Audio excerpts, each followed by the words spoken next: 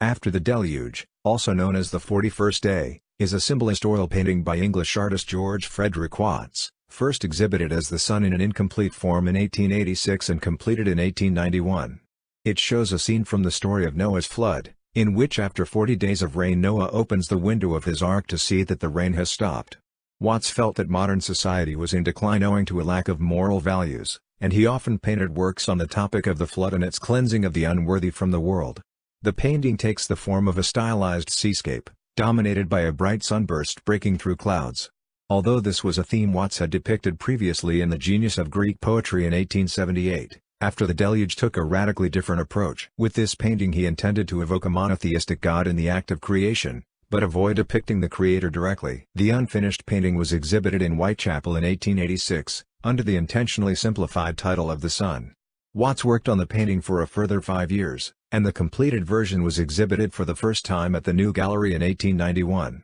Between 1902 and 1906 the painting was exhibited around the United Kingdom, and it is now in the collection of the Watts Gallery in Compton, Surrey. As Watts did not include After the Deluge in his gift to the nation of what he considered his most significant works, it is not among his better-known paintings. However, it was greatly admired by many of Watts's fellow artists, and has been cited as an influence on numerous other painters who worked in the 2 decades following its initial exhibition. Background: George Frederick Watts was born in 1817, the son of a London musical instrument manufacturer. His 2 brothers died in 1823, and his mother in 1826, giving Watts an obsession with death throughout his life. Watts was apprenticed as a sculptor at the age of 10, and by his mid-teens was proficient enough as an artist to be earning a living as a portrait painter. At the age of 18 he gained admission to the Royal Academy schools, although he disliked their methods and his attendance was intermittent. From 1837, Watts was successful enough to devote himself full-time to painting. In 1843 he traveled to Italy where he remained for 4 years. On his return to London he suffered from melancholia, and painted many notably gloomy works. His skills were widely celebrated, and in 1856 he decided to devote himself to portrait painting. His portraits were extremely highly regarded, and in 1867 he was elected to the Royal Academy, at the time the highest honor available to an artist, although he rapidly became disillusioned with its culture. From 1870 onwards he became widely renowned as a painter of allegorical and mythical subjects. By this time, he was one of the most highly regarded artists in the world. In 1881 he added a glass-roofed gallery to his home at Little Holland House, which was open to the public at weekends, further increasing his fame.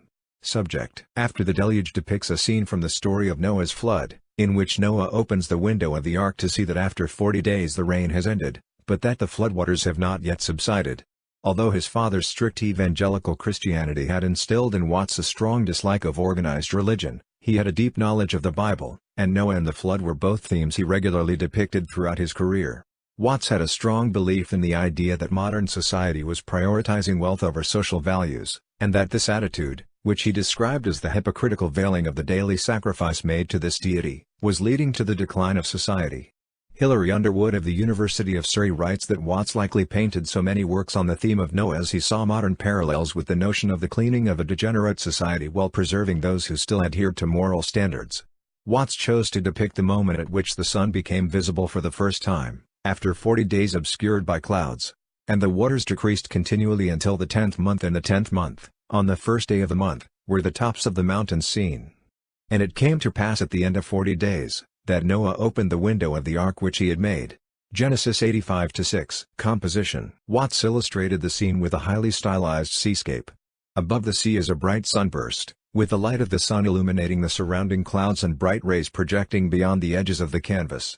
Watts's composition echoes J.M.W. Turner's 1843 treatment of the same topic, light and color good as theory. The morning after the Deluge, Moses writing the book of Genesis, in primarily depicting a circle of bright light. However, Turner's painting depicts recognizable human figures, and no work by Turner ever came as close to pure abstract art as Watts's composition.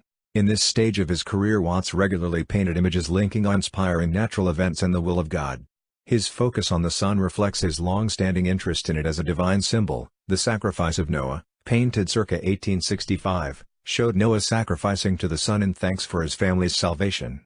This interest in the sun possibly came from Watts's acquaintance Max Muller, who had written extensively on solar theories of mythology. The belief that the religions of Europe, the Middle East and Southern Asia were all ultimately derived from Proto-Indo-European worship of the sun. Writing after Watts's death, his widow Mary Seton Watts wrote that a visitor looking at After the Deluge remarked that into such a scheme of color he felt it would not have been impossible to introduce the figure of the creator. "Ah no," Mr. Watts replied. "But that is exactly what I could wish to make those who look at the picture conceive for themselves. The hand of the creator moving by light and by heat to recreate. I have not tried to paint a portrait of the sun, such a thing is unpaintable, but I wanted to impress you with the idea of its enormous power." Mary Seton Watts, writing circa 1910. Watts had previously depicted an orange sun above a flat sea in his 1878 work The Genius of Greek Poetry. See, but the theme and composition of After the Deluge was radically different. The Genius of Greek Poetry was intended to evoke pantheism, with figures representing the forces of nature in human form working and playing, while being watched by the large central figure of the genius. After the Deluge was explicitly intended as a monotheistic image, evoking both the magnificence and the redemptive mercy of a single all-powerful God engaging in the act of creation. After the Deluge was exhibited in unfinished form in 1886 as The Sun at St. Jude's Church, Whitechapel. D. Samuel Barnett, vicar of St. Jude's, organized annual art exhibitions in East London in an effort to bring beauty into the lives of the poor. He had a close relationship with Watts, and regularly borrowed his works to display them to local residents. Following this exhibition, Watts continued to work on the painting for a further 5 years. After completion, the completed version of After the Deluge was exhibited at the New Gallery in 1891. On the occasion of its 1891 exhibition and at a later exhibition in 1897, also at the New Gallery, it was accompanied by an explanatory note thought to have been written by Watts explaining the image. A transcendent power of light and heat bursts forth to recreate, darkness is chased away, the waters, obedient to the higher law, already disperse into vapory mists and pass from the face of the earth. Note accompanying After the Deluge on its exhibitions at the New Galleries. Between 1902 and 1906 it was exhibited around the country, being shown in Cork, Edinburgh, Manchester, and Dublin, as well as at Watts's own gallery at Little Holland House. In 1904 it was transferred to the newly opened Watts Gallery in Compton, Surrey, shortly before Watts's death later that year. 2 years prior to this, Watts had returned to the theme of creation with The Sower of the Systems, which for the first time in one of his works directly depicted God, and which he described as representing a great gesture into which everything that exists is woven. Although Watts painted landscapes throughout his life, he did not consider such paintings to be major works, and when between 1886 and 1902 he donated what he felt to be his 23 most significant non-portrait works to the nation for public display, no landscape paintings were included. As a consequence of its omission from these gifts to the nation, After the Deluge is not among his better-known works, although it was greatly admired by many of Watts's fellow artists. Walter Bayes wrote in 1907 that After the Deluge was the sort of landscape that we connect with the name of Mr. Watts, a landscape from which all that is coarse and material has been eliminated, and which offers a residuum that is a kind of sublimation of all the most poetic elements in nature. It has been cited as an influence on many works painted in the 2 decades following its completion, including paintings of the sun by Maurice Chevez, Giuseppe Pelz de Volpedo and Edvard Munch. After the Deluge remains in the collection of the Watts Gallery.